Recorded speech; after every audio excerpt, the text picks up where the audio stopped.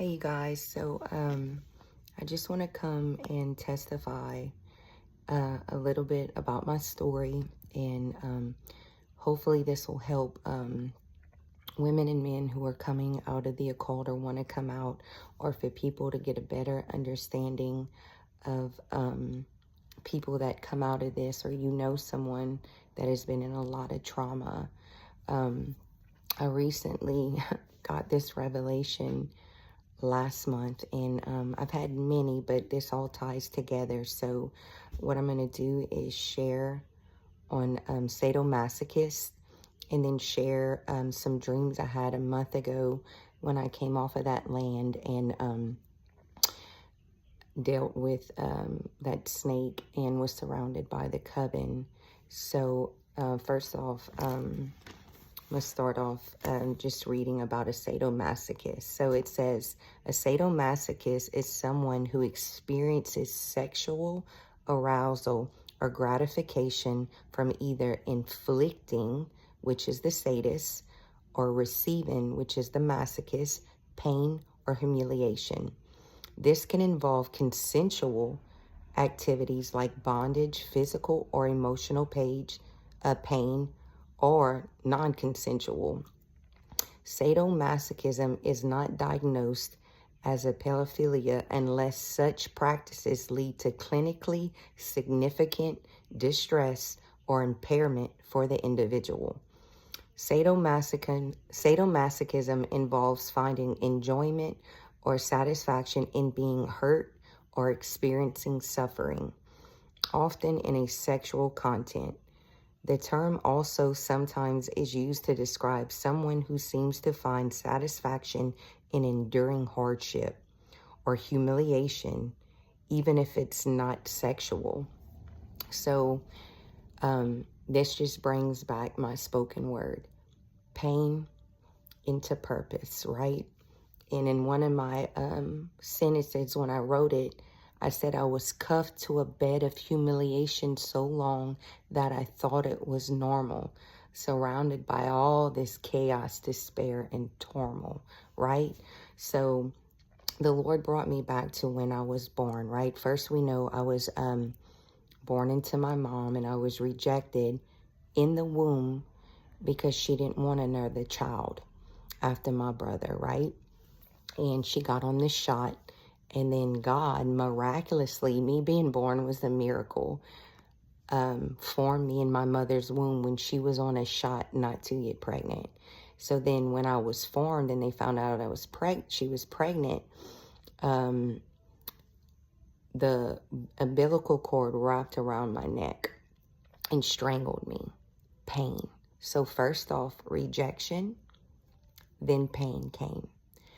And then I didn't find out till when I was saved 3 years or 2 years into the ministry of Kingdom Warriors, when Smiling Prophet Bill came. I have a video. It's the first video I ever posted on this page, and he prophesied over me. And if you watch it, he don't say it then. He caught me later at the end of the night, because every time he would pass by me, he would see stuff. He was a seer prophet.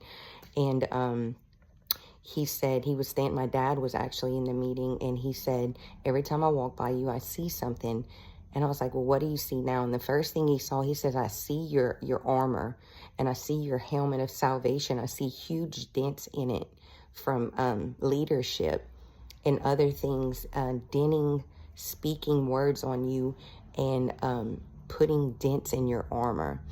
And I also, my old director, who was my good friend first, Phoebe from Teen Challenge, saw a vision of me, and she saw me in my armor, and she said it was like a mosaic glass. It was broken, and but I still had it on. And she said, since I've been in such a big battle, my armor was shattered.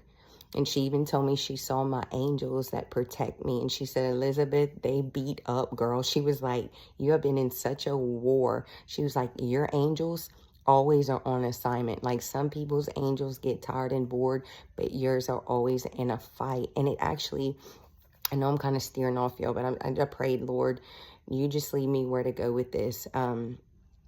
And so I'm letting him flow, and I'm going to jump from this in a dream. But I feel he's leading me here. So she told me about how she saw my angels were beat up too, right?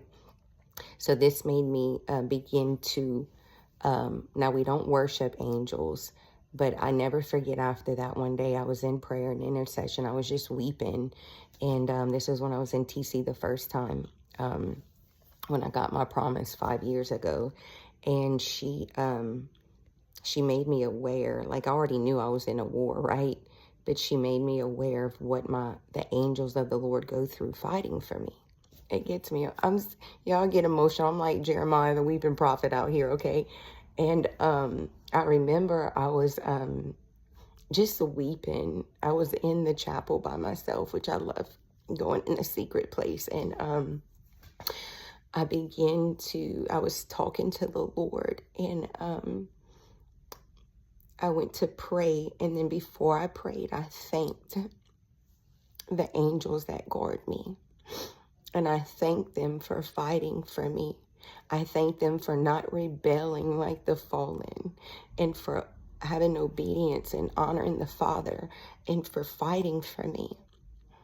And I heard one of them say, "You're welcome." It was like a whisper. And I heard another one say, when I said, because I smiled after crying, and I heard another one say, "She could hear us." I just thought that was neat. That's just, that's for free, like I used to say. But I begin to appreciate them for fighting for me, because I have walked in places where most people don't walk and go, and the warfare is intense. And I'm not, it's my angels and God that protect me. I'm just this little girl in this dark, big old world, but I'm Abba's daughter. But, the things that I fight in battle,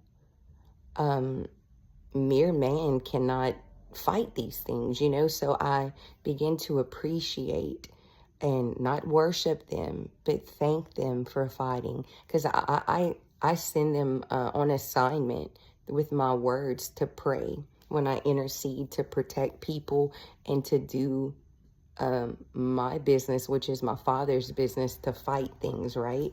So I thank them. And sometimes I could hear them speak back to me. And so now I'm going to just jump back onto this. So pain into purpose, right?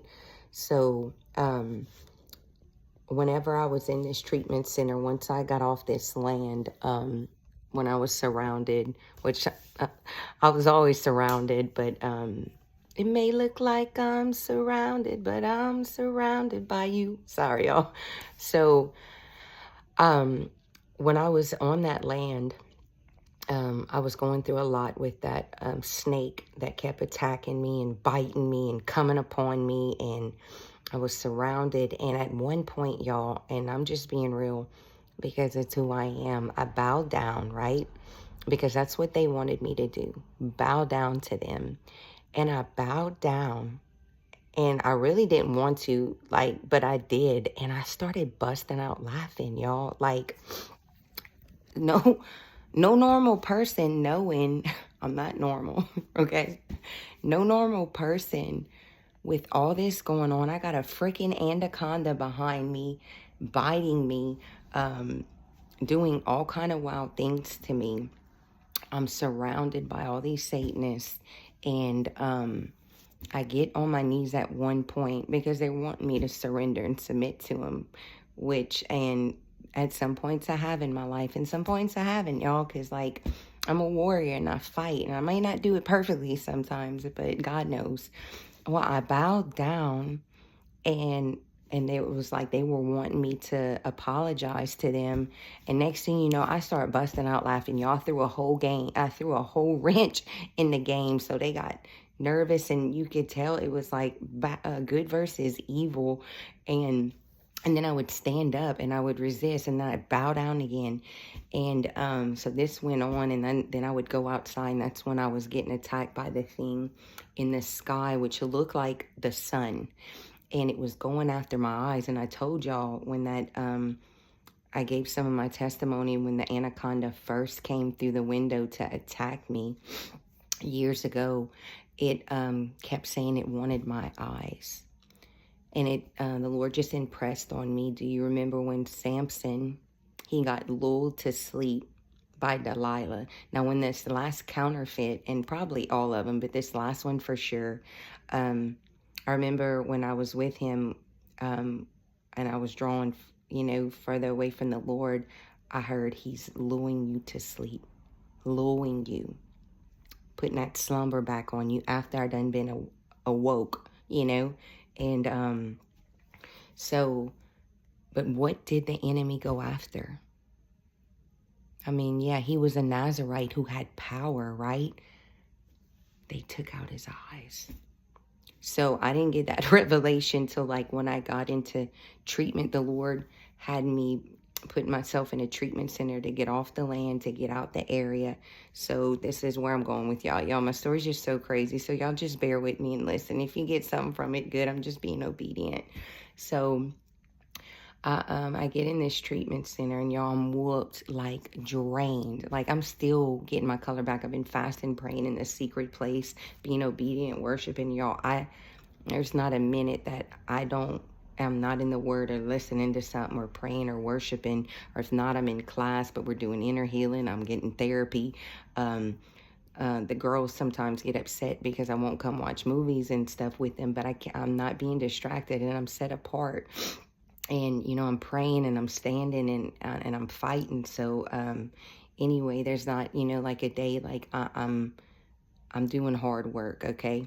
Hard work got first to the day I'm in the dirt. So I have to work. I can't, and there's time for a rest, but like right now I'm just, and I do rest in him when I'm in his word, but when I'm praying and fasting and doing warfare, it's a total different thing for those who understand. So anyway, I've been super drained because they love to drain the energy, right? And I know this is New Age. I've never been into New Age, but I've learned a lot about energy lately. And they've been harvesting stuff off me. And like I said, they love me to get in my emotions. So this taps back to, where did I read it?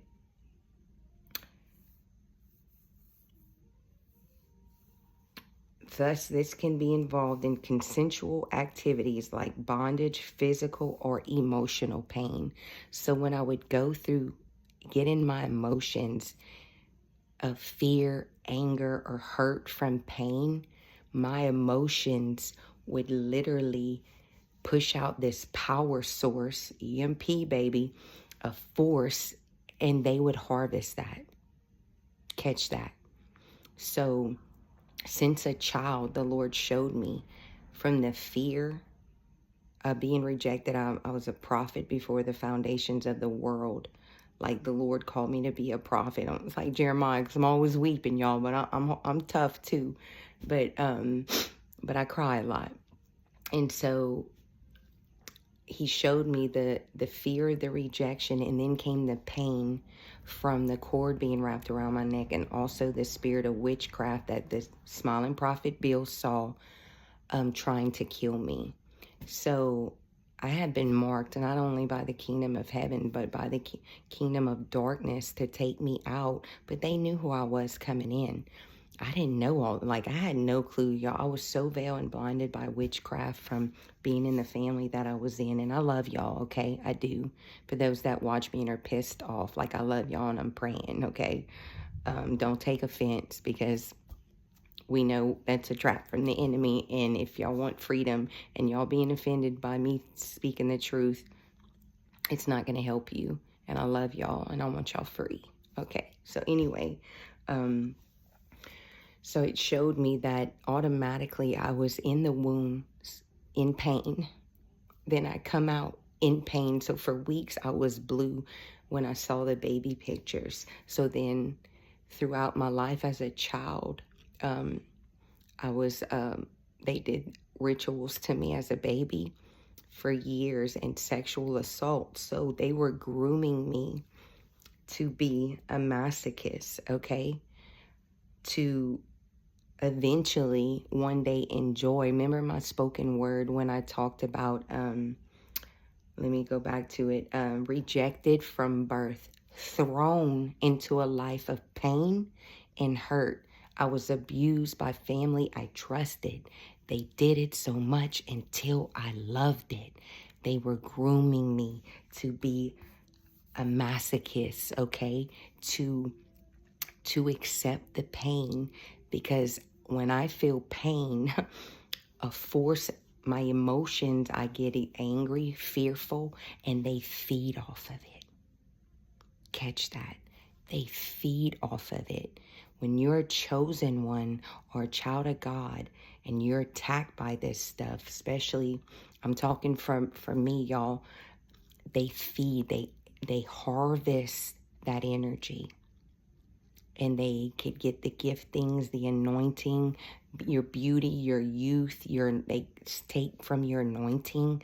Like, y'all, I've learned so much just in this last year, y'all. I think I learned more now than I have in the 10 years off and on that I've been walking with the Lord, okay? Because I've been awakened, and I'm not letting no other Delilah lull me to sleep, okay? I'm standing on my promise, right? So anyway, I learned that it harvests our energy.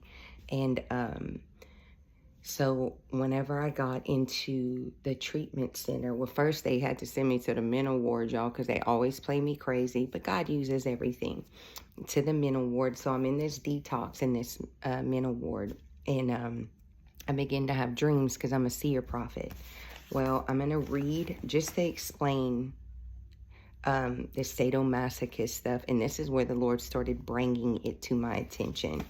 So this dream was on 5/20/21, 2025, and some people's names I'm not going to put because they're people that I know from the coven, and I'm praying they get saved, and I don't want to loud cap them. Okay, this girl took me to a trailer, and she set me up, and y'all, this was a so-called friend, so I saw an Indian outside of the window.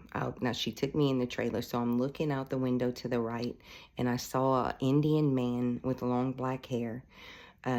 He was roasting a pig outside, so he had like a fire pit, and he was roasting this huge pig outside. Now, the enemy used to mock me whenever I got saved, and I spoke against them and stood up for truth. So they would call me a pig like I was a cop or a rat. Go figure. So this Indian was roasting this huge old pig outside. Okay.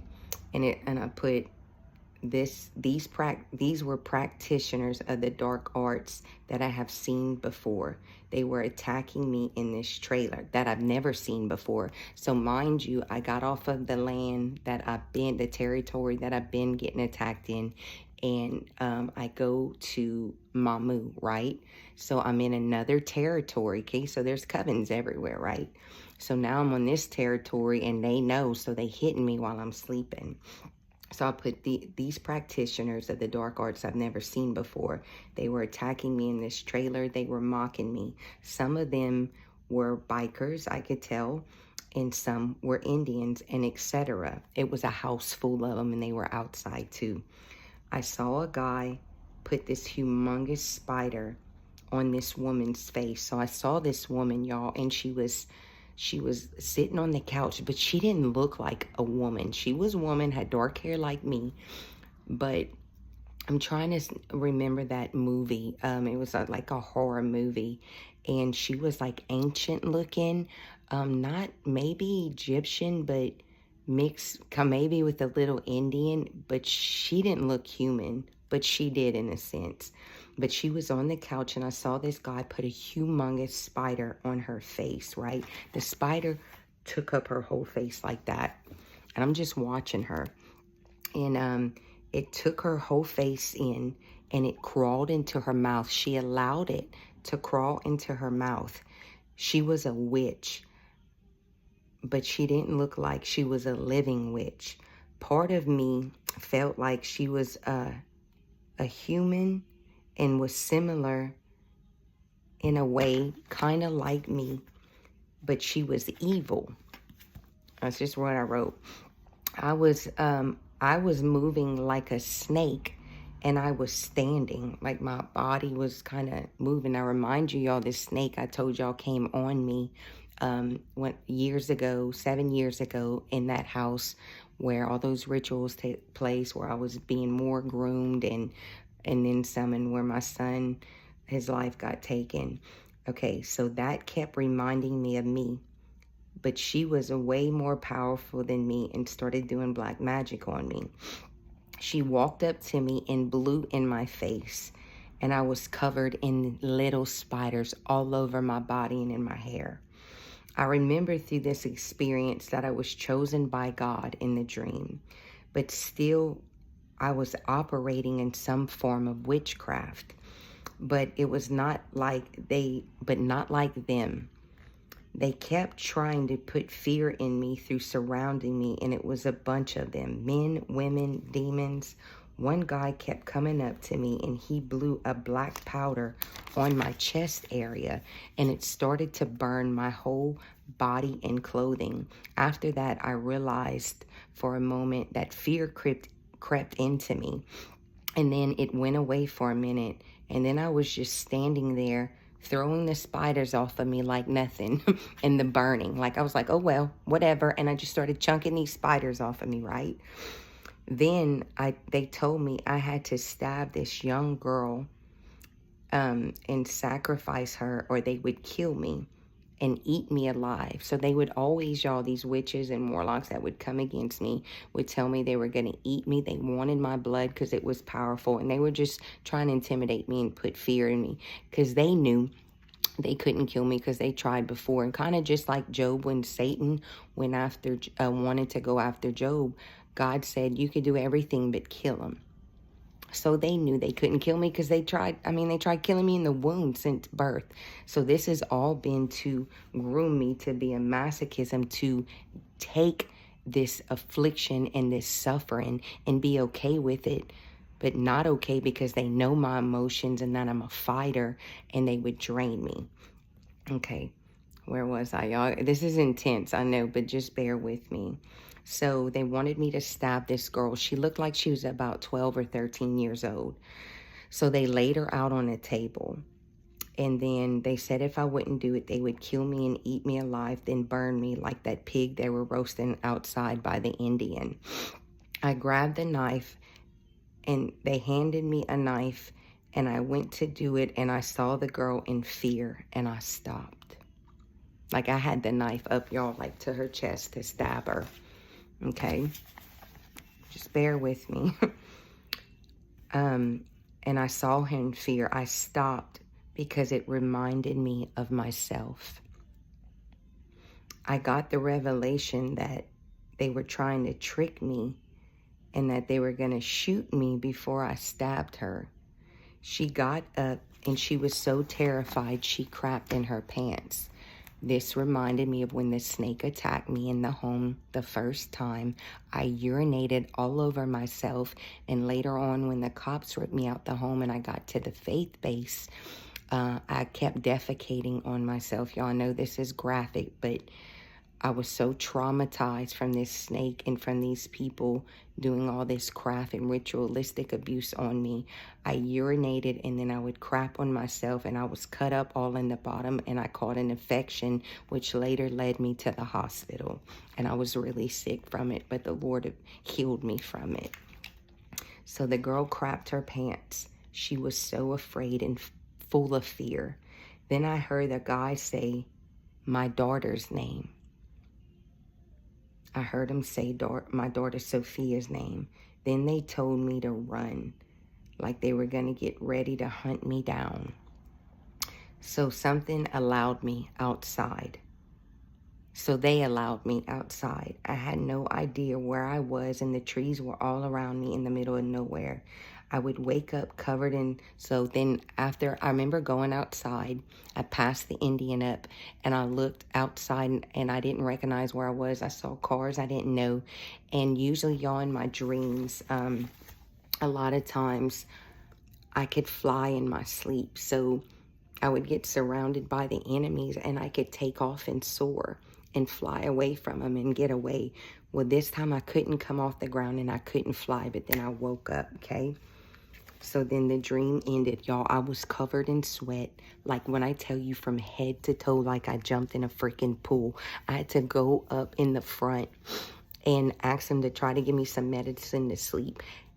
And they couldn't, but it was almost like God, like, no, you're going to fight. So I went back, I got my Bible, I stayed up and I prayed for hours, y'all. It was so intense. So let me switch because I had another dream. So, all right, woke up, didn't start. Okay, so this dream, I'm going to leave out names too out of respect for my family because it's just who I am. Okay. So I woke up at 12 o'clock at night, y'all. This was always happened between 12, 3, and 6, the witching hour. This was 5/23/25. I woke up at 12:03, off and on till 3:39. The dream didn't start off till past 12. I was on some family's land in a back room where I was staying, and I saw a lot of my family, like through the generations, and then people that I didn't know, right?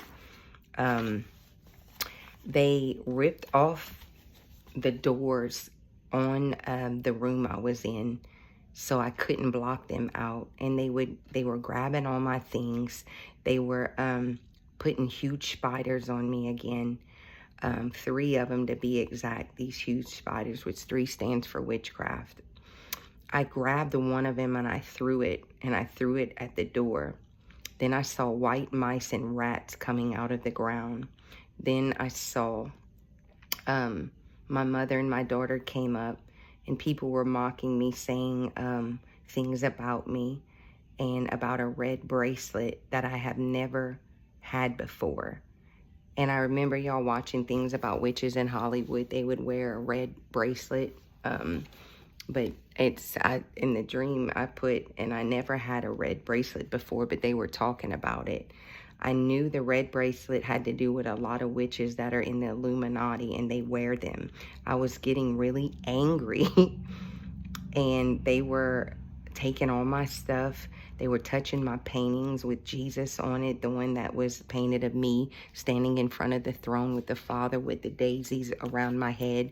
And I had flowers in that painting with daisies dripping out of it, off of my hand, but it was like a drip, which was the anointing. I yelled at one of them and I said, you are mad, and y'all are mad because I operate naturally in the craft. I felt messed up when I said it though.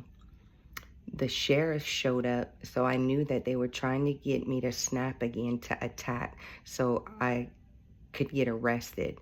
Also, they could take my energy from me and I would get offended. I saw a few more family members and they were just smirking, watching me.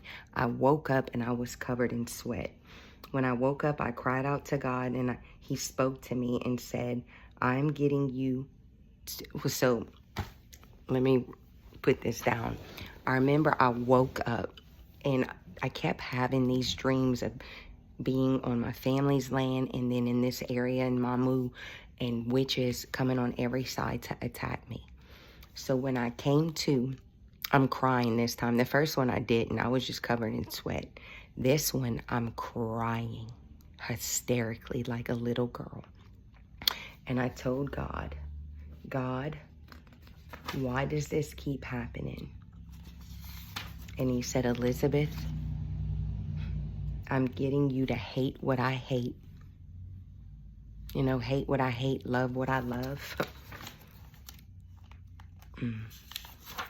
And then I put, I have to hate the sin and the spirit of witchcraft.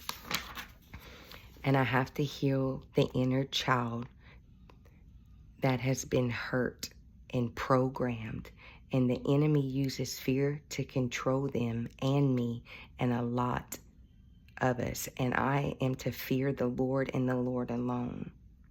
The last time I saw an ex in person, one of the warlocks before the last one, the Lord reminded me, he said, we need a new program. You need a new programming. The Lord spoke to me and told me he is coming back. sooner than I think. This is the Lord, not the warlock. The Lord said, Elizabeth, I'm coming back sooner than you think. And the last sentence I wrote is, this is war. Bro, intense, right? So it ties in with my spoken word and just my life of all the pain, the trauma, sexual, physical abuse, the spiritual, the mental abuse, the shattering of my soul and of my mind, and then breaking me, and the breaking of them shattering my soul, y'all. This is so deep. And God was showing me the program. So last week I had a dream, and I woke up and I heard the Lord said, you will not bow down to the beast system. Now, mind you, there's many times that the enemy and through the different covens and warlocks and that come after me, when one can't do the job, they send someone else. And it's been this ongoing thing with me. And I would bow one minute, then I wouldn't. And it's to bow down to the beast system. And I will not. I'm a daughter of the king who was just birthed in under pharaohs and into Satanism. And that's why I'm the generational curse breaker. I remember my dad dropped me off at the hospital, and I'm crying to him, and I'm angry at him, and I told him, you don't love me. And this was me operating out of a wound. And he was like, do you really think I don't love you? And I was like, I know you don't, you know? And I'm sorry, y'all.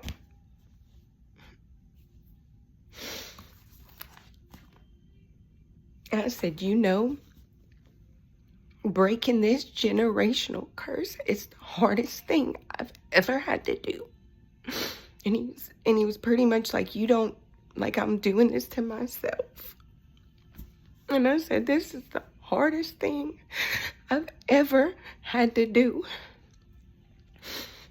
And I remember a while back, this was like before this last Delilah that came in, the one before that, when I stood on my first grandparents' land, and I had to battle some things there.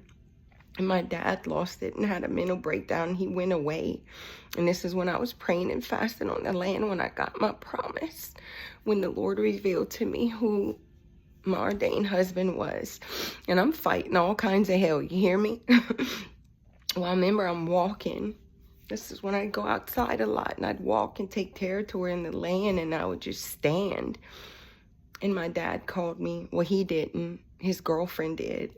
Because my dad ran and he went somewhere. Because I told him, you're going to reap, everyone's going to reap what they sowed. And he got mad at me and we almost fought. But I've been praying and fasting. I was standing to things in his life because I love him. And she called and she's like, your dad's losing it and he's breaking down. I don't know what to do, Elizabeth. And I've been praying and fasting. And the Lord said, Elizabeth, speak to him.